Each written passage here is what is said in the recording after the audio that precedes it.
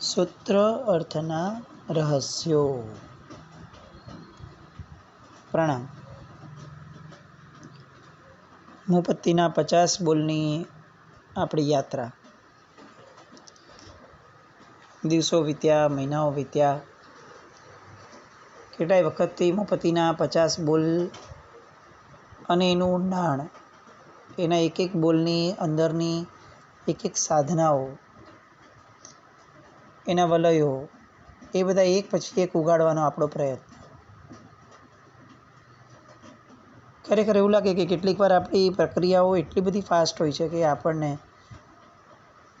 એ તત્વની અંદરના ઊંડાણને જવા માટે ઈચ્છીએ તો પણ આપણે સ્કોપ નથી આપતી.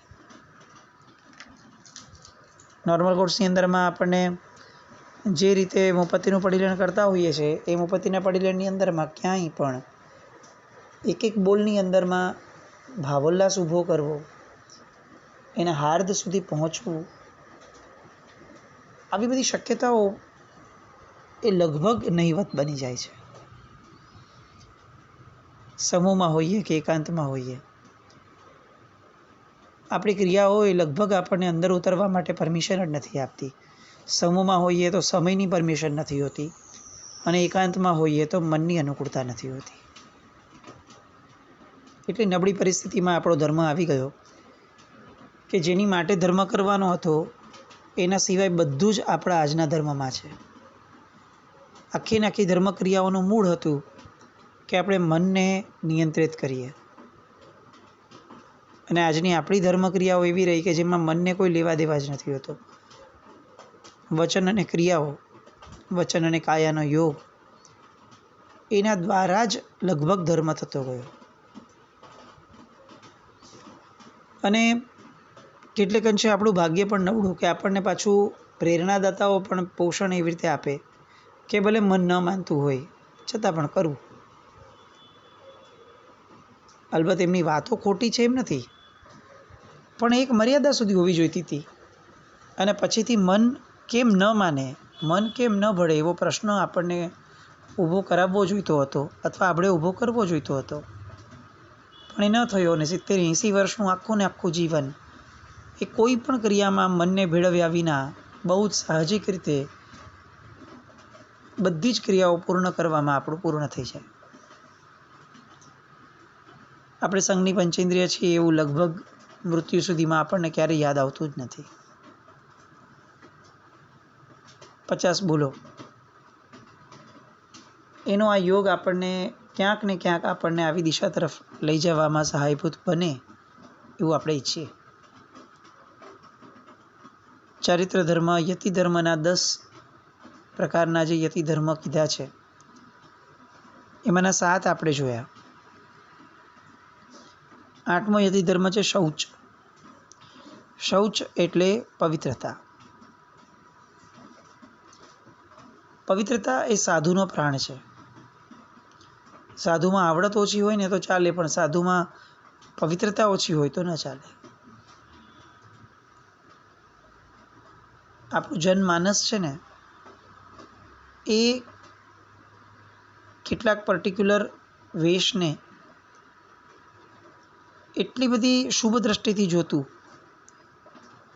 કે એમાં એમને ક્યારેય પણ શંકા ન થતી. આર્યાવર્તના કોઈ પણ ધર્મનો કોઈ પણ સાધુ હોય, સંત હોય, એને સમાજ હંમેશા એક બહુમાનની દ્રષ્ટિએ જ જોતું. અજૈન રામાયણની અંદરમાં જે પ્રસંગ આવે છે કે ભાઈ રાવણે સીતાનું હરણ પણ કરવું હતું, તો એને શ્રેષ્ઠતમ માર્ગ શું લાગ્યો? તો કે સાધુનો વેશ પહેરીને જાઓ. કેમ એવું? કારણ કે એ જ એકમાત્ર એવો યોગ હતો કે જેની ઉપર આ સમાજના, આ ધર્મના, આ દેશના એક પણ વ્યક્તિને ક્યારેય શંકા ન જાય. કેમ આવું? કારણ કે આ વેશ એ પવિત્રતાને પ્રદર્શિત કરે છે. આ વેશથી ખ્યાલ આવે છે કે અચ્છા, આવા વેશ પહેરવાવાળું વ્યક્તિ એ તો પવિત્ર જ હોય. એટલે યતિ ધર્મની એક બહુ જ મહત્વની એક જવાબદારી અને એક વિશેષતા બંને. પવિત્ર હોવું તે સાધક એ જ છે કે જેની મનની પવિત્રતા છે. આપણે ત્યાં છે ને તનની પવિત્રતાની બહુ જ કિંમતો અત્યારે થતી ગઈ. પૂજા કરવી હોય તો શરીર સ્વચ્છ હોવું જોઈએ એ અપેક્ષાએ આપણે બહુ વ્યવસ્થિત રીતે નાતા થયા.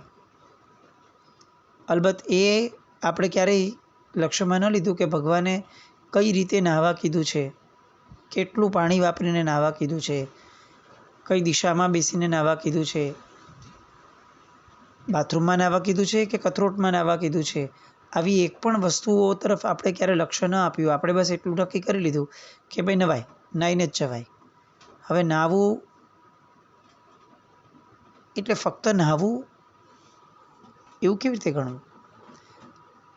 કોઈ વિરોધ કે વિવાદવાળી વાત નહીં, પણ આમ સિમ્પલી એવો વિચાર આવે કે જે પરમાત્માએ કે જે શાસ્ત્રકાર ભગવંતોએ પરમાત્માની પૂજા ન કરવી હોય એ દિવસે શ્રાવકને નાહવાની પણ છૂટ નથી આપી. એ શાસ્ત્રકાર ભગવંતો જ્યારે શ્રાવકને એવું કહે કે એણે કથરોટમાં બેસીને નાહવું જોઈએ કે જેના કારણે એ કથરોટ પૂરતું જ પાણી રહે અને પછી એ પાણીને પરઠવી શકાય કે જેના કારણે એ પાણીના સમોરચીમ જીવો ક્યારે પણ આગળ એમાં ઉત્પન્ન ન થાય, એ પાણીની કોઈ પરંપરા ન વધે અને પાણીને સુકાઈ જાય એવી જગ્યાઓએ પરઠવી શકાય. કથરોટની પ્રેરણાથી થયેલું સ્નાન એ આજે બાથ ટબ સુધી પહોંચ્યું.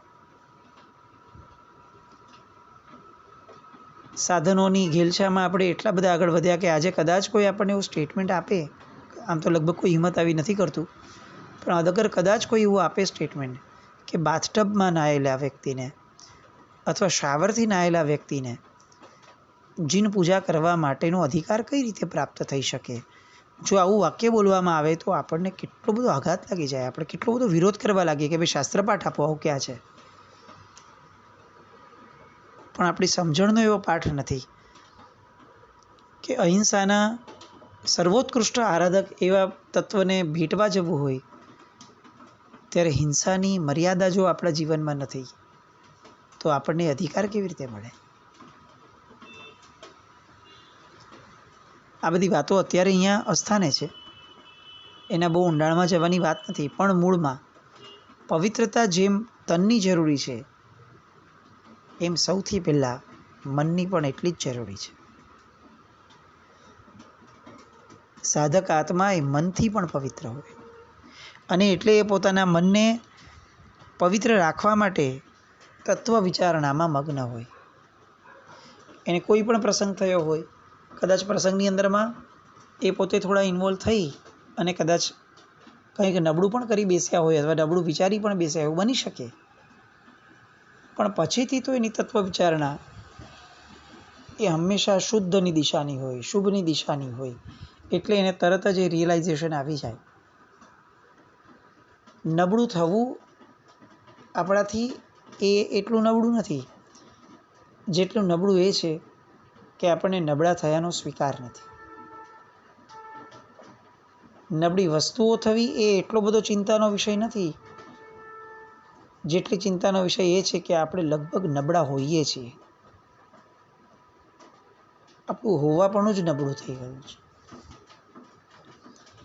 એટલે આ નબળાઈઓ મનની એને દૂર કરવા માટે સતત તત્વની વિચારણા, અને તત્વની વિચારણા દ્વારા મળે શું? તો કે શૌચ એટલે કે પવિત્રતા મળે. મહાપુરુષોના ચરિત્રો સાંભળીને શું મળે? તો કે પવિત્રતા મળે. તીર્થંકર પરમાત્માઓના ચરિત્રો વાંચીને શું મળે? તો કે પવિત્રતા મળે. એટલે આ બધી પવિત્રતા મેળવવી હોય તો આ બધા આયામોને આપણે જીવનની અંદરમાં સ્થાન આપવું પડે. યતિ ધર્મનો એ 8મો પ્રકાર શૌચ કે જે પવિત્રતાને દાખવે છે. 9મો યતિ ધર્મ આકિંચન્ય અપરિગ્રહ. આ બધા યતિ ધર્મો આપણે કેમ સાંભળીએ છીએ, કેમ એ સમજીએ છીએ? કારણ કે આપણે ચારિત્ર આદરું નામના બોલની અંદરમાં ઊંડાણો ધર્માવું છે. ચારિત્ર આદરવાનું મન કેમ થાય? કારણ કે ચારિત્ર પ્રત્યે અહોભાવ પ્રગટે. અને ચારિત્ર પ્રત્યે અહોભાવ ક્યારે પ્રગટે? જ્યારે ખરા અર્થની અંદરમાં ચારિત્ર શું છે એ સમજાય. ચારિત્ર એ આ 10 યતિ ધર્મથી શોભે છે. એમાંનો આ 9મો યતિ ધર્મ એટલે આકિંચન્ય, અપરિગ્રહ. અપરિગ્રહ એટલે પરિમિત ઉપકરણો કે વસ્તુઓ સિવાય કંઈ પણ ન રાખવું, તે અકિંચનપણું. જેમ આ શ્રાવકને પણ આવશ્યક છે, સાધુને જેમ આવશ્યક છે, એવી રીતે પરિગ્રહ બહુ ભયંકર છે. આર્ત ધ્યાન બહુ સાહજિકપણે આપી દે અને કદાચ વધારે પડતી ક્ષમતા જો વધી ગઈ હોય અંદરમાં પરિગ્રહની, તો એ રૌદ્ર ધ્યાન સુધી પણ લઈ જાય. આપણે ત્યાં મમ્મણ શેઠ, આ નામ બહુ જ ફેમસ છે, બહુ જ પોપ્યુલર એક્ઝામ્પલ છે આકિંચન્યની આવશ્યકતા માટેનું. આકિંચન્ય દરિદ્રીપણું, પણ એ પુણ્યથી દરિદ્ર હોય એવું નહીં, એ સ્વેચ્છાએ સ્વાધીનતાથી દરિદ્રપણું સ્વીકારતો હોય. એને વસ્ત્રો જર્જરિત ચાલે છે એટલા માટે નહીં કે એની પાસે દ્રવ્ય નથી, પૈસા નથી, એટલા માટે કે એને વસ્ત્ર આવા હોય તો પણ વાંધો નથી. એને ભોજનની અંદરમાં ભિક્ષા દ્વારા માંગીને જે મળે એ ચાલે છે, એટલા માટે નહીં કે એની આગળ કમાવાની કે પોતાના બળે ભોજન મેળવવાની આવડત નથી, એટલા માટે કે એને એની માટે સમય કાઢવો નથી. એ બધી પડોજણો, એ બધી હિંસાઓ એ સાધુને રાખવી નથી, કારણ કે એને એ દિશામાં જવું જ નથી. અને જે દિશામાં જવું ન હોય ને એ દિશાનો ત્યાગ બને એટલું ફાસ્ટ કરવાની આપણી આવડત છે. સાધુ ભગવંતને, શ્રમણી ભગવંતોને ક્યારેય આર્ત ધ્યાન થાય, હિંસા થાય, આવી એક પણ ધારાની અંદરમાં જવાની કોઈ પ્રકારતા કોઈ જ ઈચ્છા નથી હોતી. અને એટલે જ ભૌતિકતા જેમાં હોય એવી બધી આવશ્યકતાને પણ એ બહુ જ ઉપરછલ્લી રીતે પૂરી કરી નાખે. ભૂખ લાગી છે, જમવું છે, પોતાના બળે જમી શકાય એમ છે, પણ એ બળને એ દિશામાં વાપરવું જ નથી. કેમ વાપરવું? એની માટે થોડી જન્મ મળ્યો છે, એટલે ત્યાં પુણ્ય ન વાપરવું, ઘરે ઘરે ફરીને લઈ આવવું ને જમી લેવું. આ જે આકિંચન્યપણું છે એ સ્વાધીનતાથી સ્વીકારેલું આકિંચન્યપણું છે, કર્મયોગે પ્રાપ્ત થયેલું નથી. એટલે આ એક બહુ જ અગત્યનો યતિ ધર્મ 9મો. યતિ કેવા હોય, સાધુ કેવા હોય, તો કે આવા હોય, આકિંચન્ય હોય. એને જોઈને આપણને એમ લાગે કે આ જર્જરિત અવસ્થામાં છે, એમને જોઈને એમ ન લાગે કે ઓહો ટાપટીપ કપડાઓ પહેર્યા છે, એ યતિપણું નથી. 10મો યતિ ધર્મ અંતિમ, બ્રહ્મચર્ય. બ્રહ્મચર્ય પણ બે અપેક્ષાએ, વ્યવહારિક અપેક્ષાએ અને નિશ્ચયિક અપેક્ષાએ.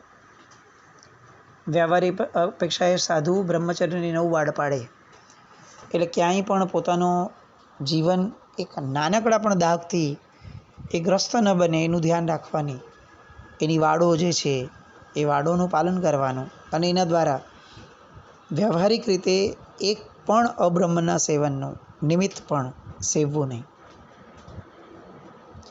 અને નૈશ્ચયિક અપેક્ષાએ સાધુ કેવા હોય, તો કે બ્રહ્મચારી હોય. બ્રહ્મ એટલે આત્મા, ચારી એટલે રમણતા, જેનામાં આત્મરમણતા હોય તે સાધુ, તે બ્રહ્મચારી. આ વ્યાખ્યા આપણા જીવનમાંથી અત્યારે સાવ ભૂસાઈ ગઈ હોય એવી છે. બ્રહ્મચર્ય શબ્દ આવે એટલે આપણને એવું જ લાગે કે વ્યવહારથી આ ન કરવું, આ ન કરવું, આવું કરવું, આવું પાડવું, આ બધું બ્રહ્મચર્ય. પણ એ શબ્દ મૂળમાં આપણને જ્યાં લઈ જાય છે એ છે આત્મામાં રમણ કરવું તે. અને આત્મામાં એ જ માણસ રમણ કરી શકે કે જેને આ જગતની અંદરની એક પણ પદાર્થની રમણતાની અપેક્ષા નથી, ઈચ્છા નથી, અને એને એનો કંટાળો પણ છે.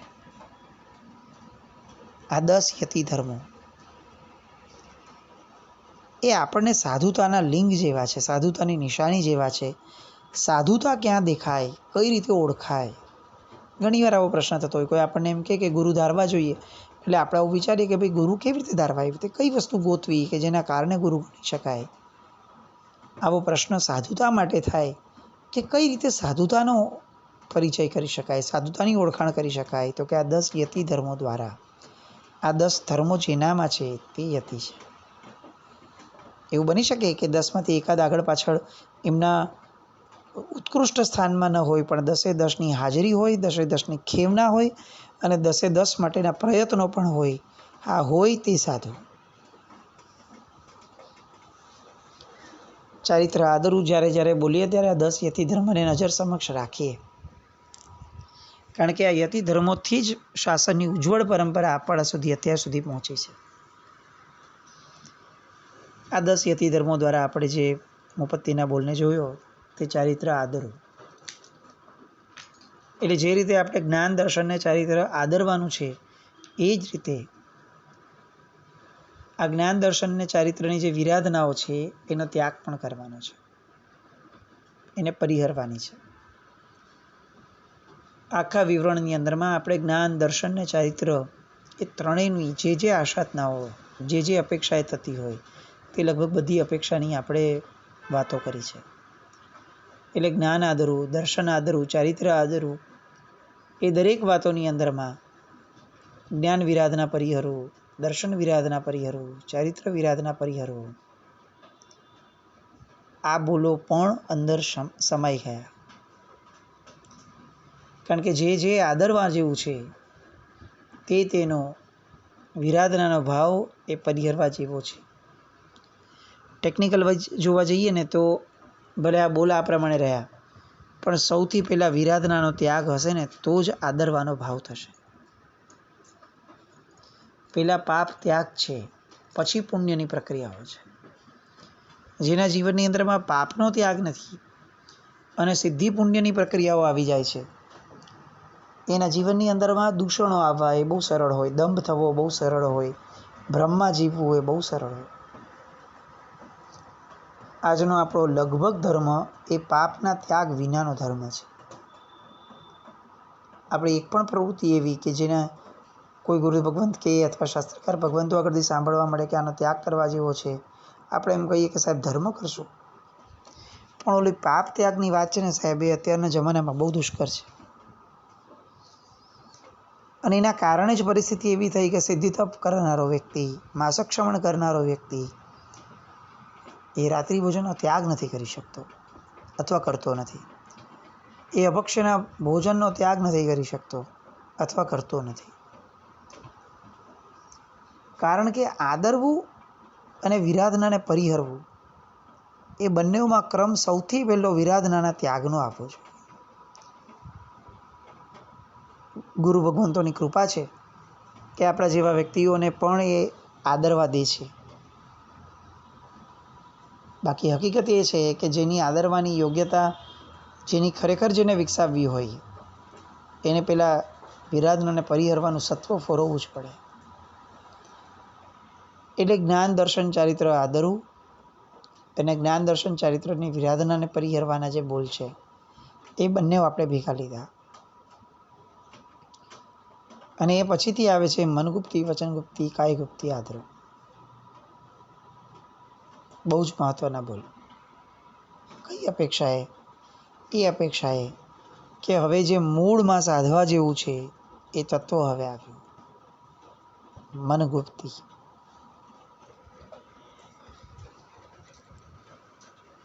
ગુપ્તી એટલે શું? ધારણ કરવું. તે ગુપ્તી એ કોઈ શસ્ત્ર નથી. ગુપ્તી એ કોઈ એવી પ્રક્રિયા કે એવી વસ્તુ નથી કે જેને રિવીલ કરી શકાય. પણ મન ગુપ્તી એટલે મનને એવા કંટ્રોલમાં રાખો કે જે કંટ્રોલ દ્વારા આંતરિક કલ્યાણ કરવાની ખેવના થાય. જે સતત ચંચળ છે એને એક જગ્યાએ બાંધીને રાખી શકાય. ગુપ્તીઓ 3 છે: મન, વચન ને કાયા. આ 3ના બોલ આવશે. એમાં મનોગુપ્તી જે છે એ 4 પ્રકારની છે: સત્ય મનોગુપ્તી, અસત્ય મનોગુપ્તી, સત્ય અમૃષા મનોગુપ્તી અને અસત્ય અમૃષા. આ 4 ભેદ છે મનોગુપ્તીના. એમાંથી સત્ય વચન યોગ મનોગુપ્તી એ કઈ રીતે કોને કહેવાય? તો કે જીવ એ જીવ છે, અજીવ એ અજીવ છે.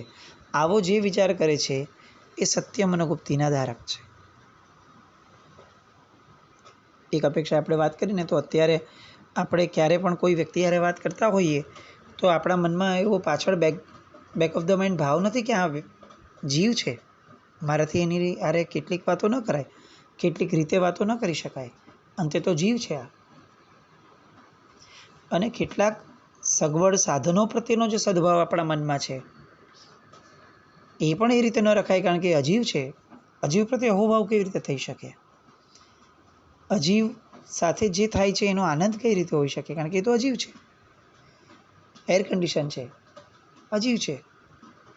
અને તેમ છતાં આપણા જીવનની અંદરમાં અત્યારે જોઈએ તો એર કન્ડિશન અનિવાર્ય બનતી ગયું. કેમ આવું થતું ગયું? કારણ કે મનોગુપ્તિ એનો યોગ આપણે ક્યારે સેવતા જ નથી. એટલે જે સત્યો છે આ જગતના, એ સત્યોને ક્યારેય પણ આપણે સત્ય સ્વરૂપે રાખતાની હિંમત જ નથી કરતા, કારણ કે એવી સમજણ જ નથી. મનોગુપ્તિનો પ્રથમ પ્રકાર સત્ય મનોગુપ્તિ એ આ સ્વરૂપે છે કે જે જેવું છે એને તે રીતે માનવું. આ પ્રયોગ કરવા જેવો છે. સામાન્યથી આપણે જે રીતે અત્યારે જીવીએ છીએ એની અંદરમાં કોઈ પણ વ્યક્તિ હારે વાત કરતા હોઈએ, કોઈ પણ હોય, પછી ઘરના બહારના જે બી છે, દરેક વ્યક્તિ હારે વાત કરતાં પહેલાં ને પછીથી આપણે આવું વિચારવું કે આ જીવ છે, હું જેની હારે વાત કરું છું એ જીવ છે. બસ આટલું પણ વિચારી લઈએ તો જ્યારે પણ એની સાથે કોઈ અશુભ વર્તન કે વિચાર કે શબ્દો આવશે ત્યારે આ વિચારાયેલો શબ્દ કે જીવ છે એ આપણને ક્યાંક અટકાવશે. મનોગુપ્તિ આ રીતે જ આદરા છે. આવા નાના નાના પ્રયોગોથી, મનને નાની નાની રીતે વાળવાથી, સાવ બાળક જેવું છે મન, એને બાળકની જેમ ટ્રીટ કરવાથી, અને ધીરે ધીરે જેમ બાળક મોટું થાય અને જ્ઞાની બને એવી રીતે આપણું મન પણ ચંચળતાને ત્યાગી અને એવું સ્થિર બને એ અંદરમાં સીધું ઉતરી શકે. આવું કંઈક આપણા સૌના જીવનમાં થાય. મનોગુપ્તિનો આ પહેલો પ્રકાર આપણે જોયો સત્યનો. આવા બીજા 2-3 પ્રકાર જે છે, 3 પ્રકાર બીજા, એ બધા પ્રકારો દ્વારા આપણે મનને કઈ રીતે કાબૂમાં રાખવું એની બધી વિચારણાનો સત્સંગ એ આવતા વખતે કરીએ. જીનાજ્ઞા વ્રત કંઈ પણ બોલાય તો મિચ્છામિ દુક્કડમ. જૈનમ જયતે શાસન.